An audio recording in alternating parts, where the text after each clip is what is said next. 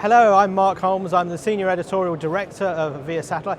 Delighted to be back at Satellite 2025. Great show so far. And we're with a fantastic company, Geostationary. I'm with the CEO, Martijn Blanken, and we're going to talk about one of the most exciting new companies in satellite. So Martijn, we know that NSG is, I guess, around 9 months old. How would you chart the progress of the company right now? Where would you say you're at in your sort of evolution? I'd say we sort of on track. The terminology that we use internally is we crawl, walk, run, sprint, fly. So we're almost through our first year. That's our crawl year. So we're entering into the walking era, so to say. So things will go a bit faster. But in the main, we're happy where we are at the moment, and we think we can make good progress in the 12 months to come. What does that second year look like for NSG? So if we're back here, Satellite 2026, what do you think the story and the narrative around NSG will be? A couple of things. So in the satcoms division, we are hoping to have added at least one, potentially two downstream verticals to our business. So we started in aviation, and we're thinking that we might enter the oil and gas and/or maritime market as well. You will probably see that we are either have announced or will be very close to announcing additional geospatial capacity.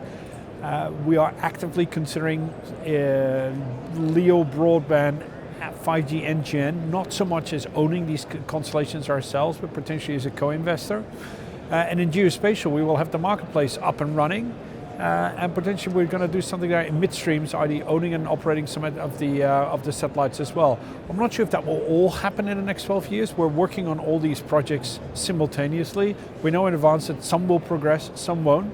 But I'm pretty confident that some of these will have been completed by the end of next year.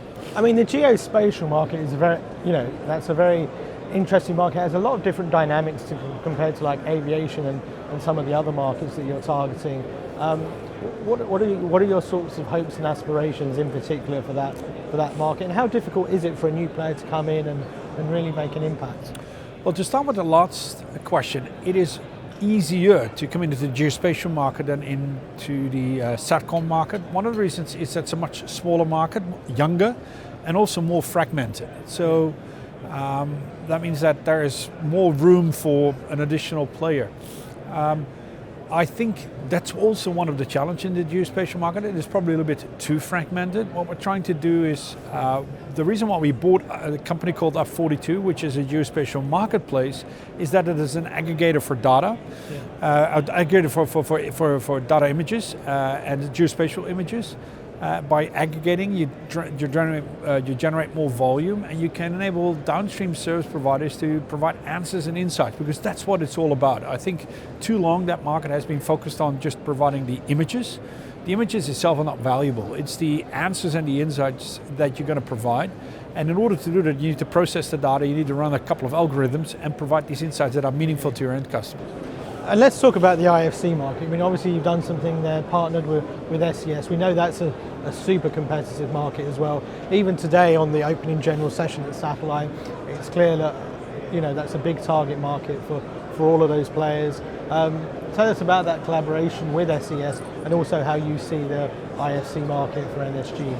Yeah, so starting with the second part of your question, the IFC market, in our view, is a market where you provide a passenger experience. You're not providing connectivity to planes. The connectivity to planes is a means to an end. The ultimate end is that you provide a passenger experience. And our job is to help the airlines, and certainly the flag carriers, but also the low-cost carriers, to provide an experience for their passengers that is in line with sort of their overall value proposition. And that requires more than just a bit of connectivity. It requires the antennas, but it also requires a software platform and a GUI that allows the passengers to engage with each other, with people on Earth, with the commercial stores, but also with the services and apps that they want to use in a different way from compared to how it's done today. I mean, the one thing I will say about NSG, having covered you for 9 months, is there's a lot of ambition around the company. There's a lot of buzz around the company. When we see a player come in like NSG that's saying, we want to make a big impact in all of these different verticals, it really does get the industry's attention. It must be, for you as the CEO, a very exciting challenge to to really make these bold ambition plans a reality? At this stage it certainly is, right? But at some point obviously the question is going to be, okay, what have you actually delivered? Right now it's, look, if I can choose between the amount of inbound requests that we're getting as a small player and trying to live up to a certain expectation versus having to go out there and get the attention, I obviously prefer the former over the latter. But it also builds up a bit of pressure on us to actually deliver on those promises. We're relatively confident that we can do it, but obviously it's not for us to judge, it's for the customers and the market to judge whether we're doing that. That's a good pressure, right? It is a good pressure. That's a good pressure to have, absolutely, yeah. Martin, it's been an absolute pleasure. I mean, it's great to see you at NSG here at Satellite 2025. Wish you all the best for your plans for the future, and look forward to catching up at Satellite 26 to see where you go next. Look forward to that. Thank you very much. Thank you.